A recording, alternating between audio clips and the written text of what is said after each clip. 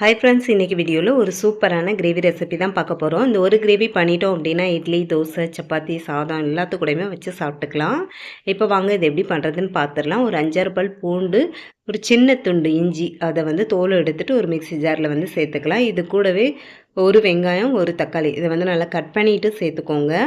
இது கூடவே அரை ஸ்பூன் சோம்பும் சேர்த்து கொஞ்சமாக தண்ணி சேர்த்து நல்லா அரைச்சி எடுத்துக்கலாம். அந்த கிரேவி வந்து குக்கரில் தான் பண்ண போகிறோம். குக்கர் நல்லா சூடானதும் கொஞ்சமாக எண்ணெய் சேர்த்துருக்கேன். தேவையான அளவு வந்து எண்ணெய் சேர்த்துக்கோங்க. கொஞ்சம் சோம்பு போட்டு தாளிச்சிருக்கேன். இது கூடவே பட்டை, கிராம்பு இதெல்லாம் போட்டுக்கலாம். அது எல்லாமே நல்லா பொரிஞ்சதுக்கப்புறம் அரைச்சி வச்சுருக்க இந்த வெங்காயம், தக்காளி பேஸ்ட் இதோடு சேர்த்துட்டு பச்சை ஸ்மெல் போக நல்லா வதக்கணும்.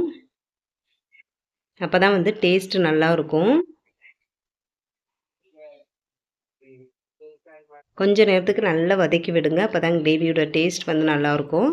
இது கூடவே வந்து இப்போ மசாலா பொருட்கள்லாம் சேர்த்துக்கலாம். கொஞ்சமாக மஞ்சள் தூள், 1 ஸ்பூன் போல் மல்லித்தூள் சேர்த்துருக்கேன். காரத்துக்கு ஏற்றாப்புல மிளகாய்த்தூள், 1 ஸ்பூன் வந்து கரம் மசாலா, அப்படி இல்லைன்னா சிக்கன் மசாலா வந்து சேர்த்துக்கோங்க.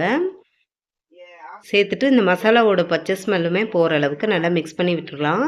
ரொம்ப ஈஸி தான் இந்த கிரேவி பண்ணுறது.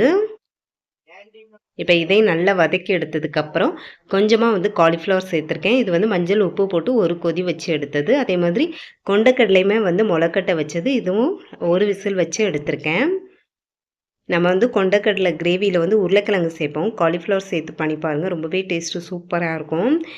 இப்போ வந்து இந்த கிரேவிக்கு தேவையான அளவு உப்பு சேர்த்துக்கிறேன். சேர்த்துட்டு நல்லா மிக்ஸ் பண்ணி விட்டுட்டு தண்ணி எவ்வளோ வேணுமோ அவ்வளோ வந்து சேர்த்துக்கோங்க. தண்ணியும் சேர்த்து நல்லா கலந்து விட்டுட்டு குக்கரை மூடி ஒரு விசில் வச்சு எடுத்தோன்னா சூப்பராக வந்து கிரேவி ரெடி ஆயிரும். நான் வந்து இது ரெண்டுமே வந்து வேக வச்சதுனால ஒரு விசில் வச்சுக்கிறேன். நீங்கள் வந்து பச்சையாக சேர்க்குறீங்க அப்படின்னா ஒரு 2-3 விசில் வச்சு எடுத்துக்கோங்க.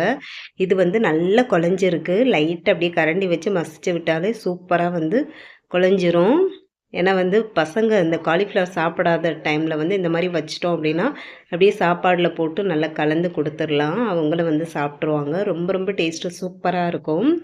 கண்டிப்பாக ட்ரை பண்ணி பாருங்கள். இந்த வீடியோ பிடிச்சிருந்தா லைக் பண்ணிக்கோங்க. இதுவரை நம்ம சேனலை சப்ஸ்கிரைப் பண்ணலன்னா மறக்காமல் சப்ஸ்கிரைப் பண்ணி சப்போர்ட் பண்ணுங்கள். Bye friends.